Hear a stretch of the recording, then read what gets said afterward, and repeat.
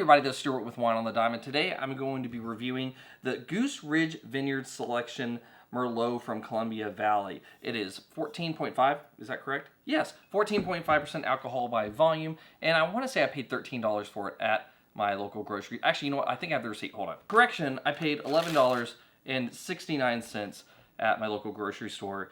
So let's take a look at this wine. All right, so from a color standpoint, ooh, this is dark. I'm going to go ahead and give you a dark ruby. No artifacts, no cloudiness. So a little behind the scenes, right after I took that picture, yeah, I spilled wine on my white sheet. I'm not perfect, but let's see if this wine is on the nose. Okay, I'm getting blackberry, I'm getting plum, a slightly burnt marshmallow smell to this. Like campfire burnt, like there's a little bit of a smokiness, there's like kind of that thing going on. There's this really juicy red currant note coming out. Like really, really juicy red currant. There's also a little bit of a dark chocolate note. Anyway, how does it taste? The body is medium plus. Tannins are medium? Maybe medium minus. They're not very strong here. Yeah, I'm gonna go ahead and say medium minus there. The acid is medium to almost medium plus. I'm trying to figure out like where would I lean to. If I was doing an evaluation sheet, I might circle them both because they're right. It has a bit of a zing, but it's not like zingy. It's not like make your mouth like super explode in saliva, but it's also a little bit tame in terms of the zinginess. So it's like somewhere right around medium minus plus minus, somewhere around there. Alcohol taste medium. The finish is medium. I'm trying to think of what else. This wine is just very medium. Like the nose intensity was medium. The palate intensity, I will say the palate intensity is probably medium plus. It does have a little bit more kick on the palate than it does on the nose. The interesting thing with this wine is as you continue to take a few sips of it, in the finish, I'm doing two wine reviews in the same moment here. So the cloud line, which is this one, that I have in another review coming up. This had an earthiness, but it wasn't soily. This has a slightly soily note on the aftertaste. It's just different.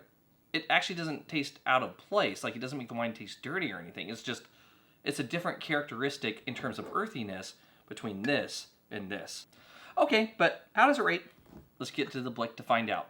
From a balance standpoint, you are in balance.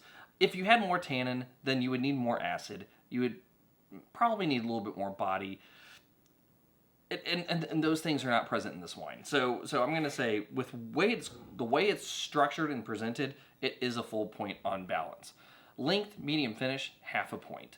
Intensity, medium on the nose, medium plus on the palate, half a point. And in terms of complexity, I'm getting a good range of primary and secondary. This is a 2019, so as long as it's like kind of cellared right, you're probably not going to get very much tertiary.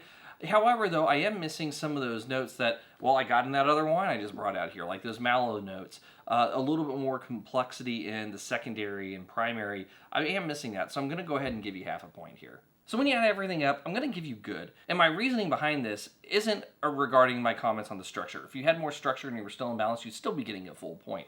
Like I said, the way this is presented, it's the full point. The thing that I think would have possibly bumped you up is if the nose intensity matched the palate and those expressions of the primary and secondary characteristics were a little bit more pronounced. If you had done that, then I feel like that would have helped, and it probably would have bumped you into that very good realm. However, you're still a good wine, and for people who want more of an easy drinking Merlot that's not very tannic, that still has a lot of those good qualities, I would also say that this is one of those that's not a solo drinker. You want to pair it with food. If you want one of those types of Merlots, for $11.69, it's not a bad deal. Anyway, this has been Stuart with Wine on the Dime. If you like today's review, please like, subscribe, and comment. Have you had the G3 Merlot from Goose Ridge Vineyards? I'd be interested to know if you have. Leave a comment below, and I'll see you all again with another review from Wine on the Dime. The whole complication of Goose and G3 and Merlot, and it was very difficult for me to process right now because, well, it's Friday, and I really don't want to think anymore.